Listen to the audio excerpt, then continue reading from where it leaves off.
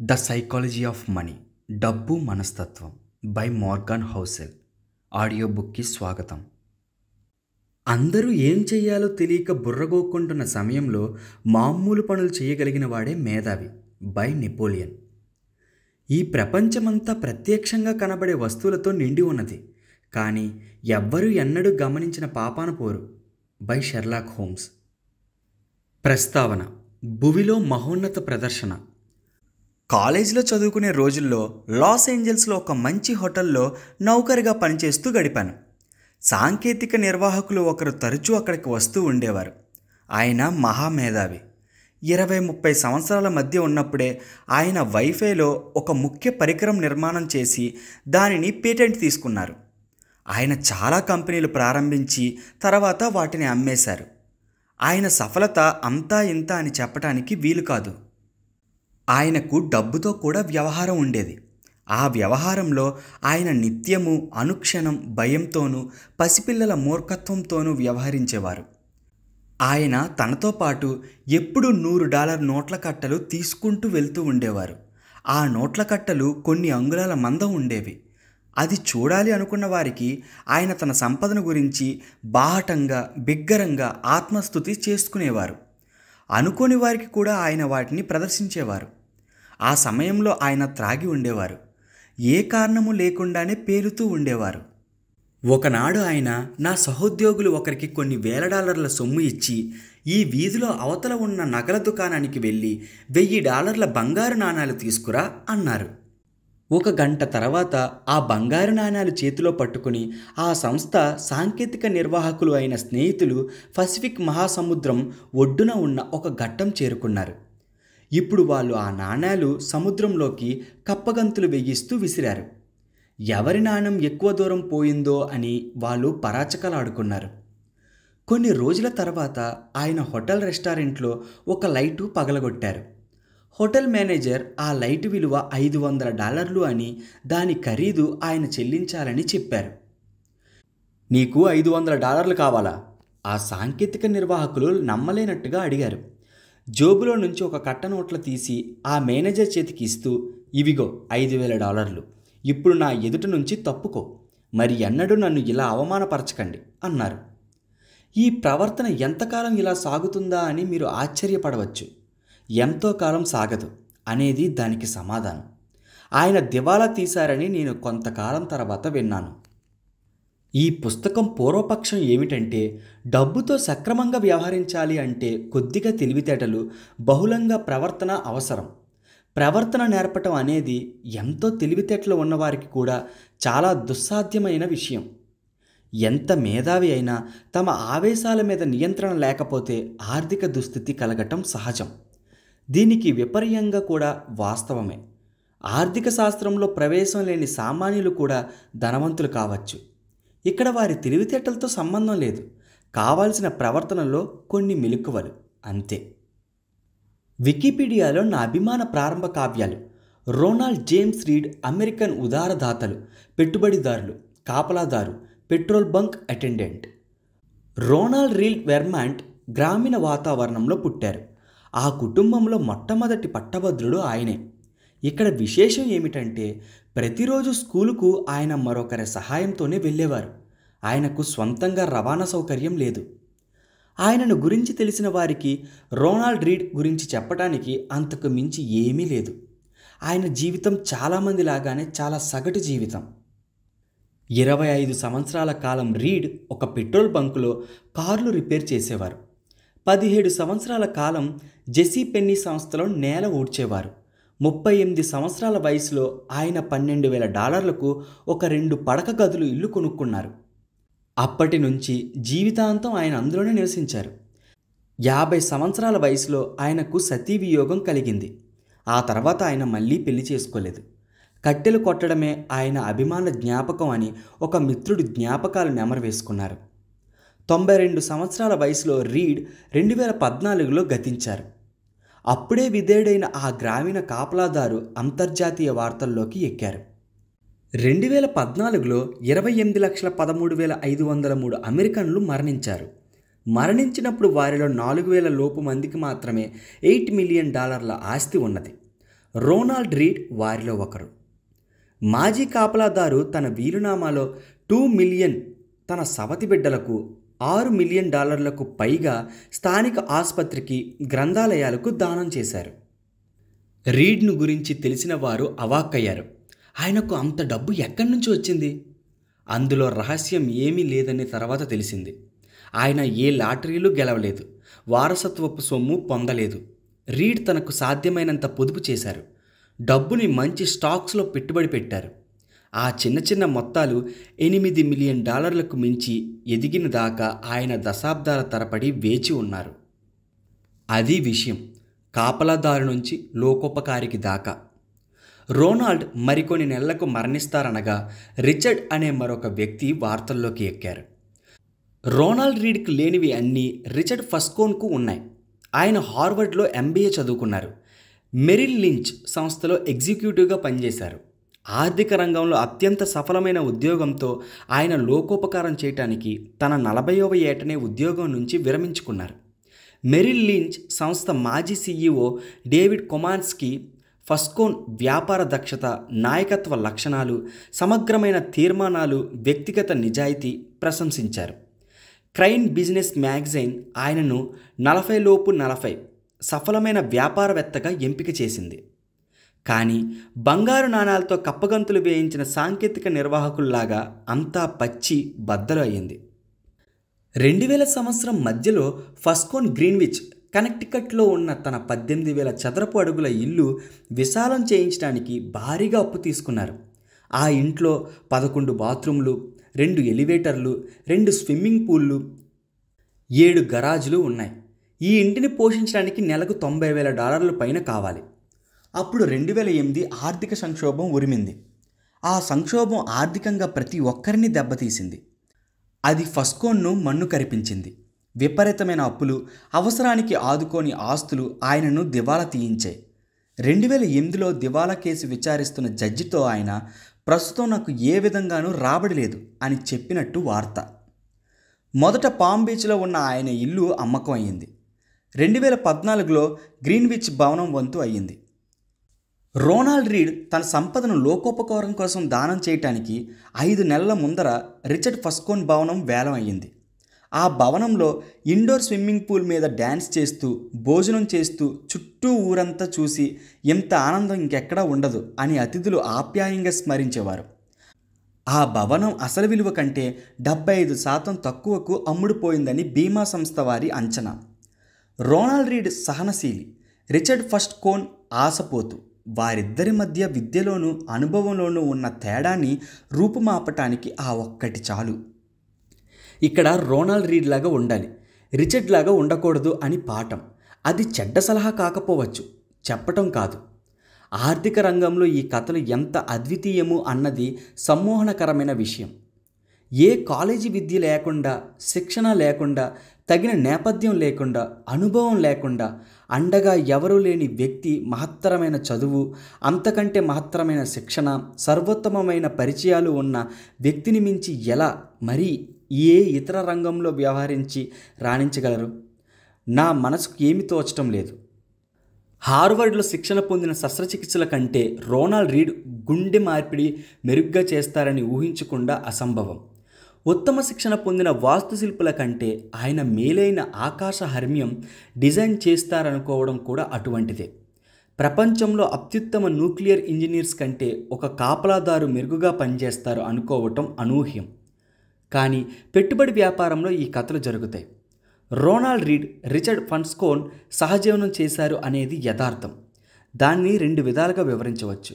తెలివితేటలు ప్రయత్నంతో సంబంధం లేకుండా ఆర్థిక ఫలితాలు అదృష్టం కొద్దీ కలుగుతాయి అనేది ఒకటి.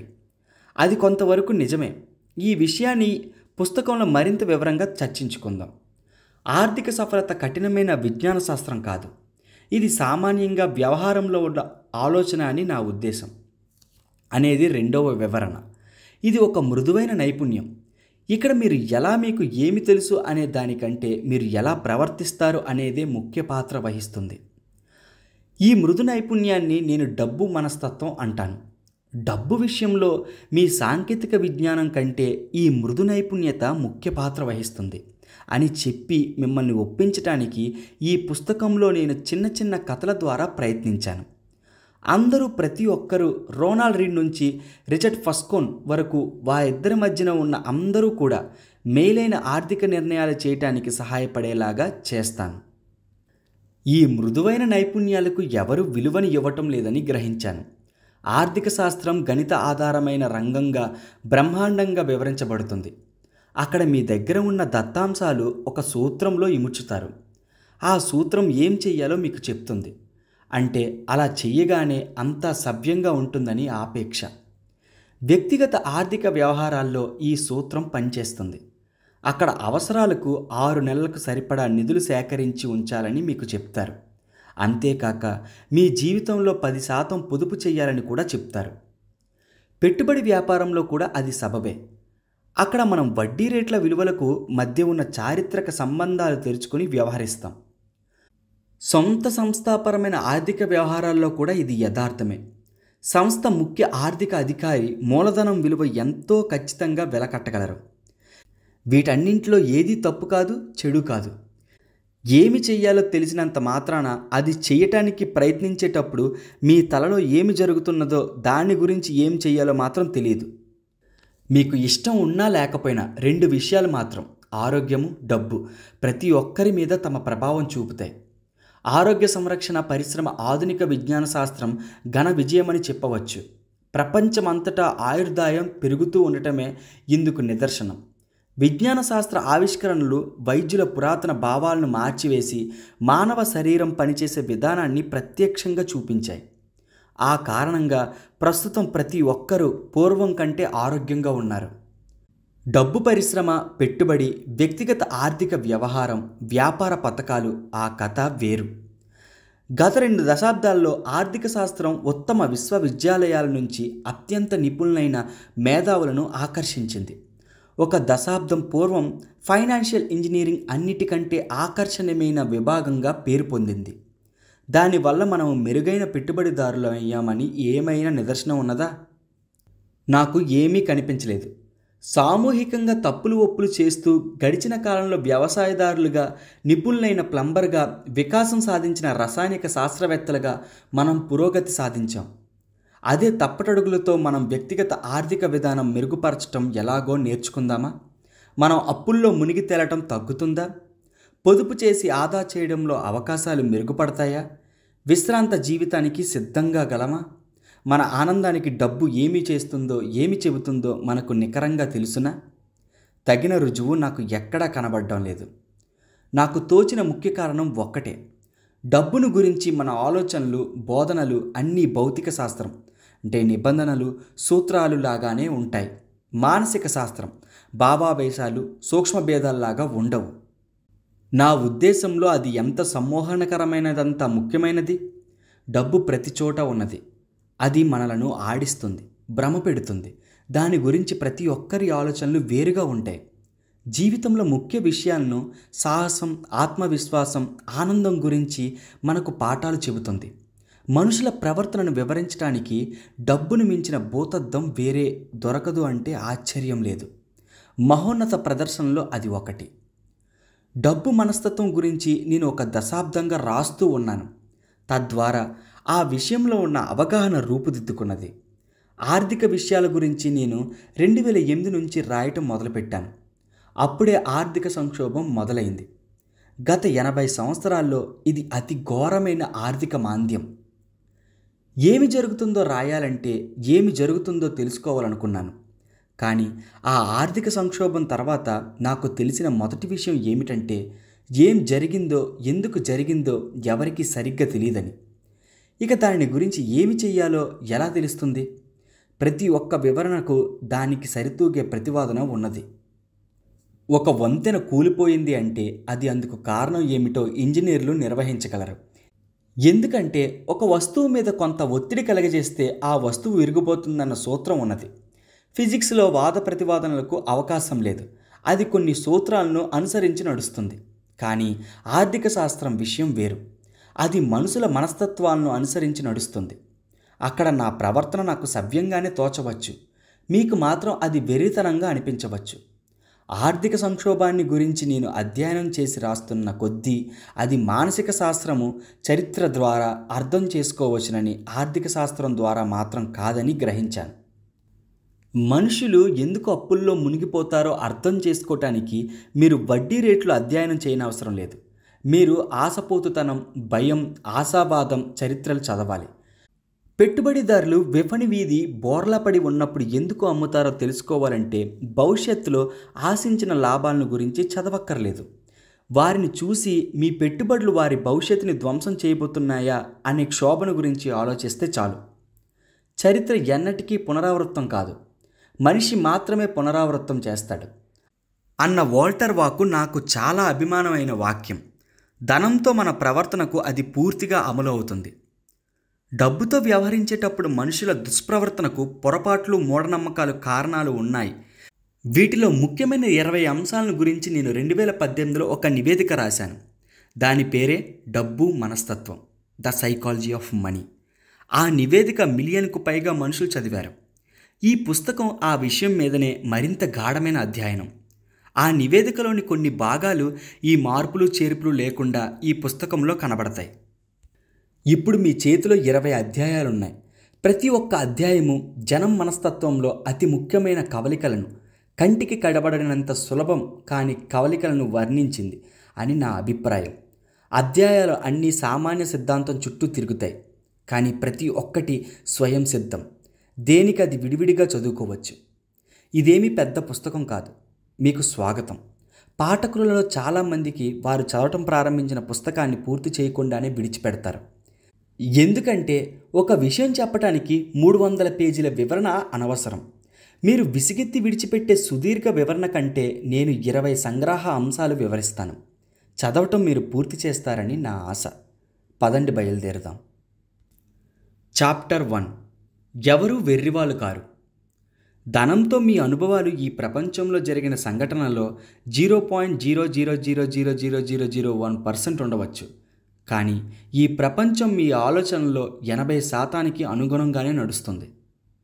మీకు ఒక సమస్య గురించి చెబుతాను. డబ్బుతో మీరు ఎలా బయట వ్యవహరిస్తున్నారనే విషయంలో మీకు ఆహ్లాదకరమైన అనుభూతి కలగవచ్చు. అంతేకాక ఇతరులు వారి డబ్బుతో ఏమి చేస్తారనే విషయంలో మీ తీర్మానాలు తగ్గవచ్చు. డబ్బుతో మనుషులు వెర్రి పనులు చేస్తారు, కానీ ఎవరికీ వెర్రి లేదు. ఇది విషయం. వివిధ తరతరాల మనుషులు వేరువేరు ఆదాయాలు, వేరువేరు విలువలు ఉన్న వేరువేరు తల్లిదండ్రుల పెంపకంలో పెరిగిన వారు ఉన్నారు. వాళ్ళందరూ వేరే ప్రపంచంలో విభిన్న ప్రదేశాలకు చెందినవారు, వేరువేరు ఆర్థిక పరిస్థితులలో జన్మించిన వారు. వారి ఉద్యోగానుభవాలు భిన్నంగా ఉంటాయని చెప్పనక్కర్లేదు. దానితో పాటు వారికి కలిగే ప్రేరణలు, అదృష్టాలు కూడా వేరువేరుగా ఉంటాయి. ఈ నేపథ్యంలో వారు నేర్చుకునే పాఠాలు భిన్నంగా ఉంటాయని చెప్పనక్కర్లేదు. ఈ ప్రపంచంలో ప్రతి ఒక్కరి అనుభవము అద్వితీయమైనదే.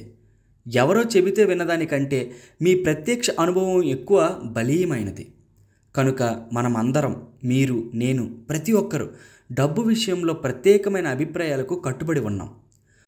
ఒకరి అభిప్రాయాలకు మరొకరి అభిప్రాయాలకు హస్తిమ సకాంతరం ఉండవచ్చు. మీకు తలతెక్కగా కనిపించేది నాకు సవ్యంగానే తోస్తుంది.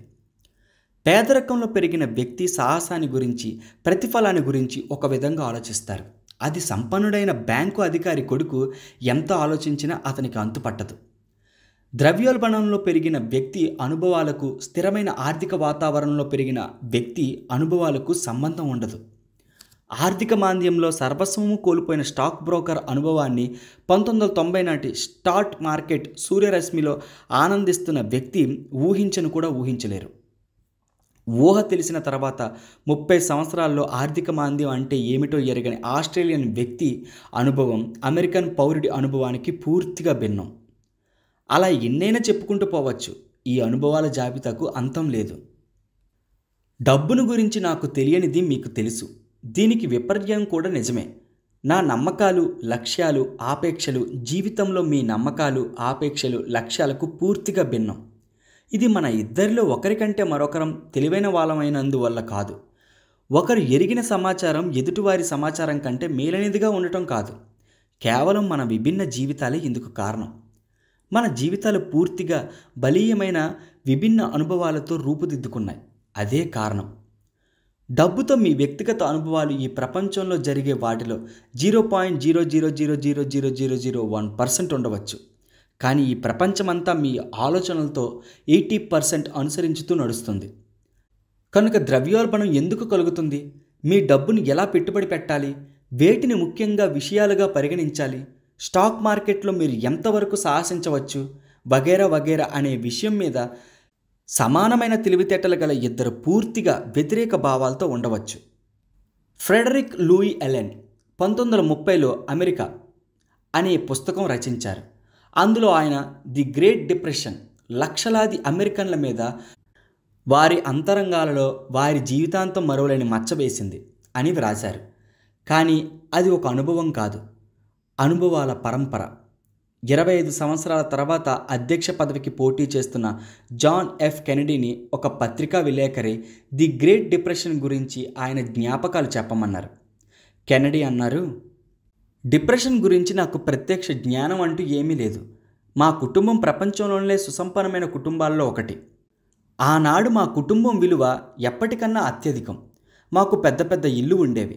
చాలామంది నౌకర్లు చాకర్లు ఉండేవారు. అందరికంటే అధికంగా మేము ప్రయాణాలు చేసేవాళ్ళం.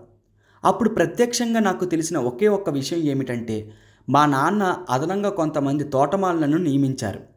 అది కేవలం వారికి జీవనాధారం కలిగించడానికి నామమాత్రంగా ఒక ఉద్యోగం ఇవ్వటమే, అవసరం కొద్దీ కాదు. హార్వర్డ్లో దాని గురించి చదివేంత వరకు నాకు ది గ్రేట్ డిప్రెషన్ గురించి ఏమీ తెలియదనే చెప్పాలి. 1960 ఎన్నికల్లో అదే ముఖ్యాంశం. ఈ దేశ ఆర్థిక వ్యవస్థను కిందటి తరంలో జరిగిన మహత్తరమైన ఆర్థిక సంఘటన గురించి ఏమీ తెలియని వ్యక్తి చేతుల్లో పెట్టడం ఎలా? ఆ సమస్యను జాన్ ఎఫ్ కెనడీ తన రెండవ ప్రపంచ యుద్ధం అనుభవాలతో పలు విధాలుగా అధిగమించారు. క్రిందటి తరానికి అదే అత్యంత భావావేశపూరితమైన అనుభవం. ఆ అనుభవం కెనడీ ప్రత్యర్థి హ్యూబర్ట్ హాంఫ్రీలో లోపించింది. ఎవరైనా సరే ఎంత విస్తృతంగా చదివినా, ఎంత విశాల మనస్తత్వంతో ఉన్నా భయం, అనిశ్చితి కలిగించే శక్తిని పునఃసృష్టి చేయలేరు. మహాసంక్షోభం ద గ్రేట్ డిప్రెషన్ సమయంలో సర్వస్వం కోల్పోవటం అంటే ఎలా ఉంటుందో నేను చదవచ్చు. కానీ ఆ మహాసంక్షోభం ప్రత్యక్షంగా అనుభవించిన వారికి కలిగిన భావావేశ గాయాలు నాకు ఉండవు. ఆనాటి మహాసంక్షోభంలో జీవించిన వ్యక్తి ఈనాడు స్టాక్ మార్కెట్లో స్టాక్స్ కొనే విషయంలో నిర్లక్ష్యం చూసి అర్థం చేసుకోలేకపోవచ్చు. ప్రపంచాన్ని చూడటంలో మన దృష్టి భిన్నంగా ఉంటుంది. స్టాక్ మార్కెట్ ఎలా పతనమైందో విశాలమైన కాగితాల మీద చరిత్రాత్మకంగా రేఖాచిత్రంతో చూపించవచ్చు. కానీ ఇంటికి వచ్చి పిల్లల్ని చూసి వారి జీవితాలను ధ్వంసం చేసే తప్పు చేశామా అనే అనుభూతి ఆ రేఖాచిత్రంలో ఉండదు. చరిత్ర చదివితే మనకు ఏదో అర్థమైన అనుభూతి కలుగుతుంది. ఆ పరిస్థితుల్లో జీవించి పరిస్థితుల ప్రభావాలు వ్యక్తిగతంగా అనుభవించి అనుభూతి చెంది ఉండకపోతే మీకు అందులోని వాస్తవం అర్థం కాదు. తత్కారణంగా మీ ప్రవర్తనలో మార్పు ఏమీ రాదు. ఈ ప్రపంచం ఎలా నడుస్తుందో మనకు తెలిసినని మనం అందరం అనుకుంటాం. కానీ మనం అందరం అందులో ఒక అనుభవం మాత్రమే అనుభూతి చెందుతాం. పెట్టుబడిదారులు మైకెల్ బాత్నిక్ అంటారు, కొన్ని పాఠాలు అర్థం చేసుకునే ముందర వాటిని అనుభవించి తీరాలి.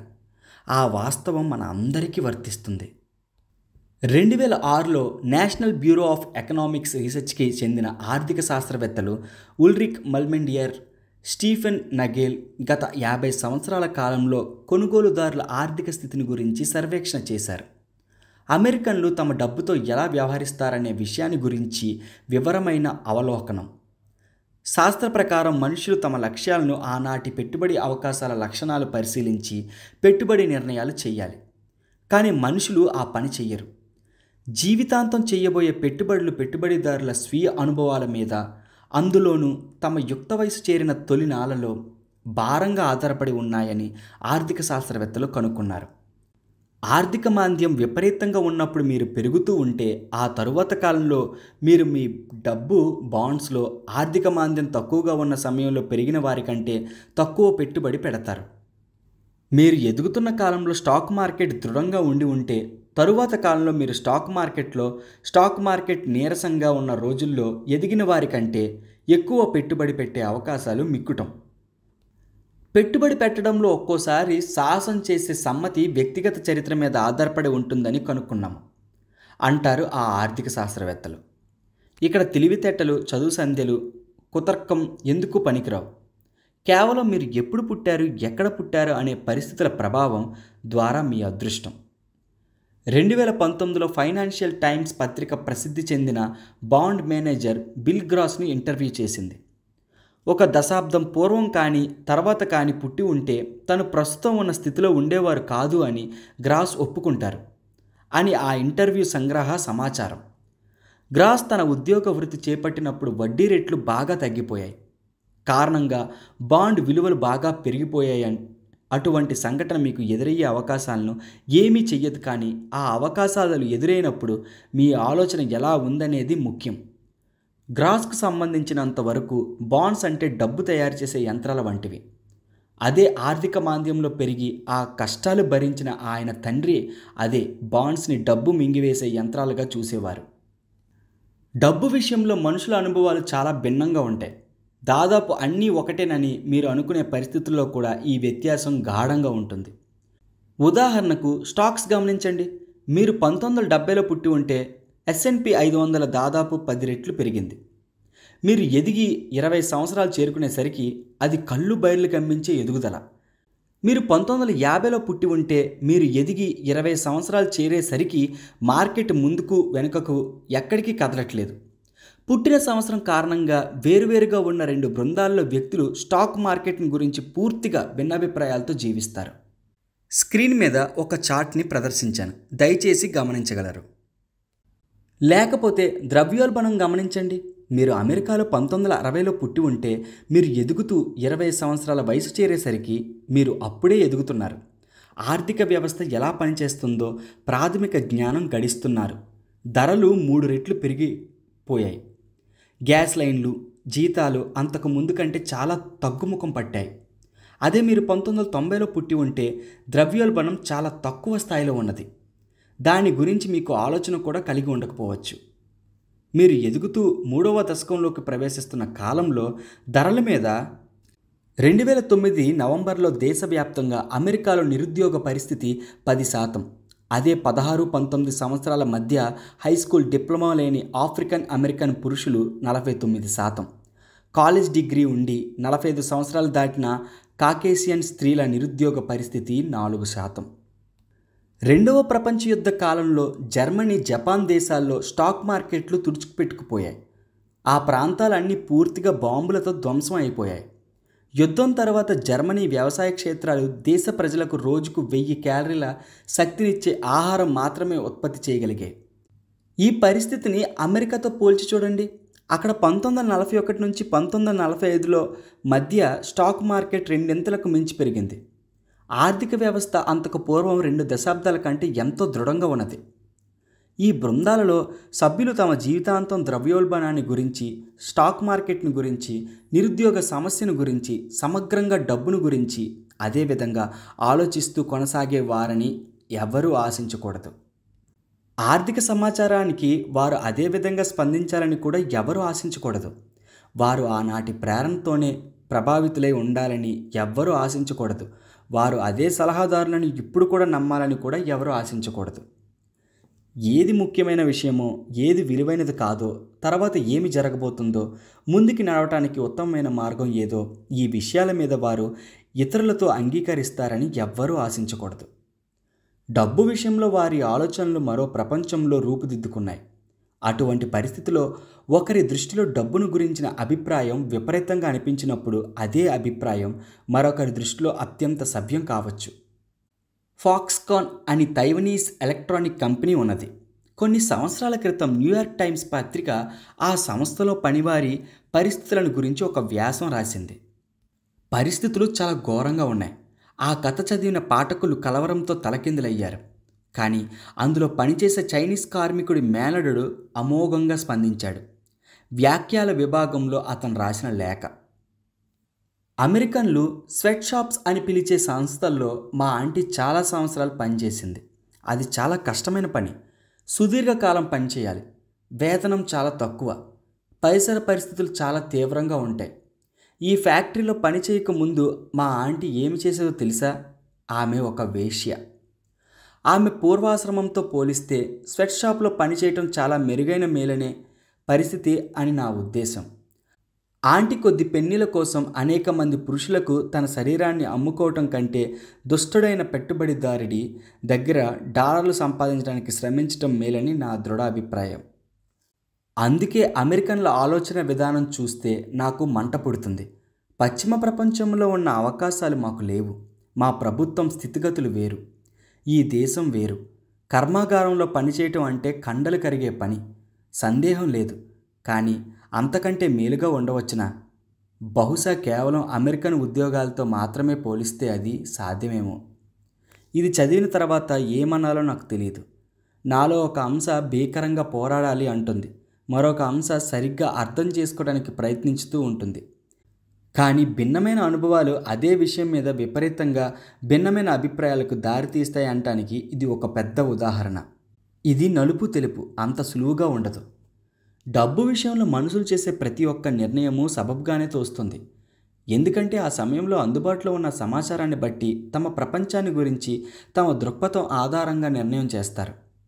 కానీ వారికి అందిన సమాచారం సరైన సమాచారం కాకపోవచ్చు, అసంపూర్తి సమాచారం కావచ్చు, లెక్కలు వేయటంలో వారు సమర్థులు కాకపోవచ్చు, అమ్మకందారుల వ్యూహాలు వారిని సమ్మోహనపరిచి మోసపుచ్చవచ్చు, వారు ఏమి చేస్తున్నారో వారికి తెలియకపోవచ్చు, తాము చేస్తున్న పనుల వల్ల తమకు కలగబోయే ఫలితాలు ఏమిటో వారికి అవగాహన లేకపోవచ్చు.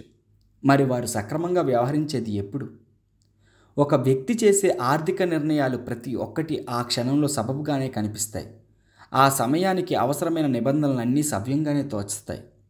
తాము ఏమి చేస్తున్నారో, ఆ పని ఎందుకు చేస్తున్నారో వారు తమకు తామే కథగా చెప్పుకుంటారు. ఆ కథ వారి అనుభవాల రూపకల్పన. ఉదాహరణకు లాటరీ టికెట్లు తీసుకోండి. అమెరికన్లు సినిమాలు, వీడియో గేమ్స్, సంగీతం, ఆటల పోటీలు, పుస్తకాలు అన్నింటి మొత్తం మీద ఖర్చు చేసే దానికంటే లాటరీ టికెట్ల మీద ఎక్కువ ఖర్చు చేస్తారు. వాటిని కొనేది ఎవరు? వాటిని కొనేవాళ్ళు దాదాపు అందరూ పేదవాళ్ళే. అమెరికాలో అత్యంత తక్కువ ఆదాయం ఉన్న కుటుంబాలు సగటున సంవత్సరానికి $412 లాటరీ టిక్కెట్ల మీద ఖర్చు చేస్తారు. లాటరీ టిక్కెట్ల మీద ధనవంతులైన వారు చేసే ఖర్చుకు ఇది 4 రెట్లు. అత్యవసర పరిస్థితుల్లో $400 సమకూర్చగల వారు అమెరికాలో 60% మాత్రమే. అంటే లాటరీ టికెట్ల మీద సంవత్సరానికి $400 ఖర్చు చేసే వారే అత్యవసర పరిస్థితుల్లో $400 సమకూర్చుకోలేరన్నమాట. 100కి కోటికి కలిగే అవకాశాల మీద తమ భద్రతా వ్యవస్థను తగలేస్తున్నారన్నమాట. నా మట్టుకు నాకు అది వేలం వెర్రి అనిపిస్తుంది. బహుశా మీకు కూడా అలాగే అనిపించవచ్చు. కానీ నేను అధమధమ ఆదాయం వచ్చే వర్గంలో లేను. బహుశా మీకు కూడా ఆ తెగకు చెందిన వారు కారని నా ఆశ. కనుక చెప్పుకోదగిన రాబడి లేని వారు లాటరీ టికెట్లు కొనటంలో వారి తర్కం ఏమిటో మనకు అర్థం కాదు. కొంచెం శ్రమ పడితే ఆ ఆలోచన విధానాన్ని ఇలా ఊహించవచ్చు. మనం నెల నెలా వచ్చే జీతాల మీదనే బ్రతుకుతున్నాం. ఇందులో పొదుపు చేయటం అనేది అసాధ్యం, అసంభవం. ఇంతకంటే పెద్ద జీతాలు వచ్చే అవకాశాలు కూడా మనకు అందుబాటులో లేవు. మంచి విహారయాత్రలు, కార్లు, ఆరోగ్య బీమా, భద్రమైన పరిసరాల్లో ఇల్లు ఇవన్నీ మనకు అందుబాటులో లేవు. నడ్డి విరిగే అప్పులు చేయకుండా మన పిల్లలను కాలేజీల్లో చదివించలేం. ఆర్థిక శాస్త్ర గ్రంథాలు తిరగవేసే మీలాంటి పెద్దలకు అందరికీ ఇప్పుడు ఉండాలి, లేదా వచ్చే అవకాశాలు మెండుగా ఉండాలి. మాకు రెండింటిలో ఏదీ లేదు. మీ హక్కుగా మీరు భావించే మీకు ఉన్న సంపద ఏనాటికైనా మాకు కూడా కలగాలంటే మా జీవితాల్లోనూ ఆ ఆశను, అవకాశాన్ని చూపించేది లాటరీ టికెట్ ఒక్కటే. మేము ఒక స్వప్నాన్ని కొనడానికి ప్రయత్నిస్తున్నాం. మీకు అర్థం కాదు, ఎందుకంటే మీరు ఆ కలల్లోనే జీవిస్తున్నారు. అందుచేతనే మీకంటే మేము ఎక్కువ లాటరీ టికెట్లు కొంటాం. ఈ హేతువాదం మీరు ఒప్పుకోనక్కర్లేదు. కానీ చేతిలో డబ్బులు లేనప్పుడు లాటరీ టికెట్ కొనడం శోచనీయం. కానీ లోటో టిక్కెట్ల అమ్మకం ఎందుకు కొనసాగుతూ ఉంటుందో నాకు అర్థమవుతుందనుకుంటాను. ఆ భావన నువ్వు చేసే పని వెర్రితనంగా ఉన్నది. కానీ నువ్వు ఆ పని ఎందుకు చేస్తున్నావో నేను అర్థం చేసుకోగలను అనుకుంటాను. అనేక ఆర్థిక నిర్ణయాల మూలం ఆ భావనలోనే ఉన్నది. కాగితాల మీద అంకెలు చూసి ఆర్థిక నిర్ణయాలు చేసే వాళ్ళు బహుకొద్ది మంది. ఆ నిర్ణయాలు సాధారణంగా డిన్నర్ టేబుల్ దగ్గర కానీ, కంపెనీ సమావేశంలో కానీ జరుగుతాయి. వ్యక్తిగత చరిత్ర, ఈ ప్రపంచాన్ని గురించిన మీ అభిప్రాయము, అహంభావము, గర్వము, అమ్మకాల పన్నాగాలు, అందుకు ప్రలోభాలు అన్నీ కలిసి మీకు ఉపయోగపడే ఒక కథనంగా అక్కడ రూపుదిద్దుకుంటాయి. ఈ విషయం అందరికీ కొత్త. అందుచేతనే డబ్బు విషయంలో నిర్ణయాలు కష్టతరం ఉంటాయి. అందుకే ఎంత దుష్ప్రవర్తన కూడా బయటపడుతుంది. డబ్బు ఈ ప్రపంచంలో చాలా కాలంగా చలామణి అవుతున్నది. లిడియా ప్రస్తుతం టర్కీ దేశంలో ఒక ప్రాంతం. రాజు అల్యట్టే క్రీస్తు శకం పూర్వం 300 సంవత్సరంలో అధికారికంగా మారక ద్రవ్యాన్ని ప్రవేశపెట్టారని చరిత్ర. ధన సంబంధమైన నిర్ణయాలకు పొదుపు, పెట్టుబడి పునాదులు ఇంకా పసిప్రాయంలోనే ఉన్నాయి. ఉద్యోగ విరమణ ఉదాహరణకి తీసుకోండి. 2018 సంవత్సరం చివరిలో యునైటెడ్ స్టేట్స్ ఆఫ్ అమెరికాలో $27 ట్రిలియన్ రిటైర్మెంట్ అకౌంట్లో ఉన్నాయి. సగటు పెట్టుబడిదారుడు పెట్టుబడికి మూలం అదే. కానీ ఉద్యోగ విరమణ అనే భావం మాత్రం 2 తరాలకు వెనుకలేదు. రెండవ ప్రపంచ యుద్ధం పూర్వం అమెరికన్లు చనిపోయేదాకా పనిచేస్తూనే ఉండేవారు. అందరూ అదే ఆశించేవారు. అదే యథార్థం. 1947 సంవత్సరం దాకా 65 సంవత్సరాల వయస్సు దాటిన వారు కార్మిక శ్రేణిలో 50% పైగా ఉండేవారు. స్క్రీన్ మీద రేఖాచిత్రాన్ని ప్రదర్శించాను, దయచేసి గమనించగలరు. సామాజిక భద్రత ఈ పరిస్థితిని మార్చడానికి ప్రయత్నించింది. కానీ మొదట్లో వారి ప్రయత్నాలు సభ్యమైన పింఛనుకు దరిదాపుల్లో ఎక్కడా లేవు. 1940లో ఇడామే ఫుల్లర్ సామాజిక భద్రత చెక్కుకు కేవలం $22.54 మాత్రమే వచ్చాయి. ద్రవ్యోల్బణం కారణంగా ఆనాడు $416 విలువ అది. 1980 తర్వాత సామాజిక భద్రత సంస్థ వేతనాలు నెలకు $1000 దాటాయి. 65 సంవత్సరాలు దాటిన అమెరికన్లలో 4వ వంతుకు పైగా 1960 తర్వాతి సంవత్సరాల్లో కూడా పేదరికంలో నివసించారని జనాభా లెక్కల విభాగం అంచనా. ప్రతి ఒక్కరికి రహస్యంగా ఒక పెన్షన్ ఉన్నది అని ఆనాడు విస్తృతంగా వ్యాపించి ఉన్న నమ్మకం. కానీ ఇది విపరీతమైన అతిశయోక్తి. ఎంప్లాయీ బెనిఫిట్ రీసెర్చ్ ఇన్స్టిట్యూట్ వారు అంటారు, 1975లో కూడా 65 సంవత్సరాలు దాటిన వారిలో 4వ వంతు వారికి మాత్రమే పెన్షన్ ఉండేది. ఆ అల్పసంఖ్యాక వర్గంలో కూడా 15% గృహస్థులకు మాత్రమే పెన్షన్ రాబడి ఉండేది. ఉద్యోగం విరమించాలనే కోరిక ఉన్న ఆ పని చేయలేని ఆసక్తత గురించి 1955లో న్యూయార్క్ టైమ్స్ ఒక వ్యాసం రాసింది. పాతకాలపు నానుడి ఒకటి ఈనాటికి అనుగుణంగా మార్చి ప్రతి ఒక్కరూ ఉద్యోగ విరమణ గురించి మాట్లాడతారు. కానీ దాన్ని కార్యరూపంలో పెట్టేవాళ్ళు మాత్రం చాలా అరుదు. ప్రతి ఒక్కరూ గౌరవప్రదమైన ఉద్యోగ విరమణకు అర్హులే. ప్రతి ఒక్కరికి లభించాలి అనే భావన 1980 దాటిన తర్వాత కానీ దృఢమైన స్థానం పొందలేదు. అప్పటి నుంచి మర్యాదగా ఉద్యోగ విరమణ చేయటం అంటే అందరూ పొదుపు చేసి ఉంటారు, సొమ్మును పెట్టుబడి పెడతారని ఆశించబడింది. ఈ భావన ఎంత అధునాతమైనదో నన్ను చెప్పనివ్వండి. 401(k) పథకం అమెరికా ఉద్యోగ విరమణ పొదుపుకు వెన్నుముక. 1978 వరకు నామమాత్రంగా కూడా లేదు. 1998 వరకు రాత్ IRA పుట్టను కూడా పుట్టలేదు. అదే ఒక మనిషి అయి ఉంటే తాగటానికి అర్హమైన వయసు చేరకుండానే ఉండేది. ఉద్యోగ విరమణ తర్వాత మనకు అవసరమైన డబ్బు పొదుపు చేయడంలోనూ దాన్ని పెట్టుబడి పెట్టడంలోనూ చాలామందికి తెలియదంటే ఆశ్చర్యపడకూడదు. మనకు తలతిక్క అలాంటిది ఏమీ లేదు. మనం అప్పుడే పుట్టిన పసికోనం వంటి వారం. కాలేజీ విద్యకు కూడా ఇదే వర్తిస్తుంది. 1940లో 25 సంవత్సరాల వయసు దాటిన వారిలో కాలేజీ పట్టభద్రులైన వారు 20 మందిలో ఒకరు ఉండటం పెద్ద విషయం. అదే 2015లో 4గురిలో ఒకరు కాలేజీ పట్టభద్రులు ఉన్నారు. ఆ మధ్యలో ద్రవ్యోల్బణం కారణంగా కాలేజ్ ట్యూషన్ ఫీజు 4 రెట్లు మించిపోయింది. సమాజానికి అంత విలువైనది, అంత ముఖ్యమైనది సమాజాన్ని ఎందుకు దెబ్బతీసింది?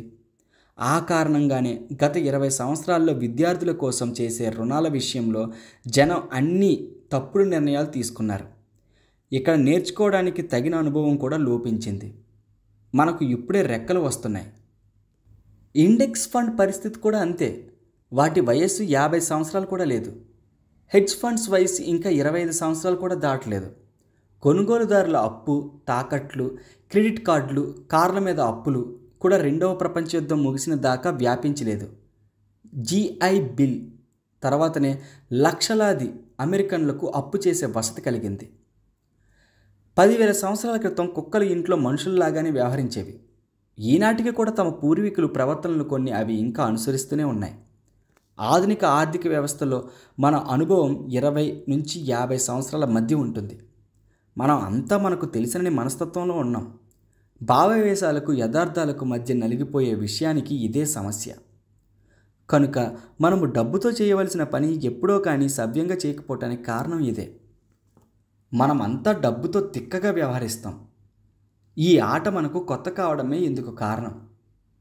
మీకు తలతిక్కగా తోచేది నాకు చాలా సమయోచితంగా తోస్తుంది. కానీ ఇక్కడ ఎవరికీ తలతిక్కలేదు. ఆ క్షణాల్లో మన అనుభవాలను అనుసరించి మనం చేసే నిర్ణయాలు సవ్యంగానే తోస్తాయి. ఇప్పుడు ఇక్కడ బిల్ గేట్స్ ఎలా సంపన్నులయ్యారనేది కథ మీకు చెప్తాను. ఇంతటితో మొదటి చాప్టర్ పూర్తయింది. నా పఠనం మీకు అర్థమైందని ఆశిస్తున్నాను. నేను చదివే విధానంలో ఏమైనా మార్పులు చేర్పులు ఉంటే దయచేసి కామెంట్ సెక్షన్లో నాకు తెలపండి. వాటిని నేను సరిచేసుకుంటాను. అదేవిధంగా మీ నుంచి నాకు ప్రోత్సాహం అందాలి అంటే ఈ వీడియోని లైక్ చేసి మీ ఫ్రెండ్స్ అండ్ ఫ్యామిలీకి షేర్ చేస్తారని మనస్ఫూర్తిగా కోరుకుంటున్నాను. మళ్ళీ వచ్చే నెక్స్ట్ పార్ట్లో కలుసుకుందాం. అంతవరకు సెలవు.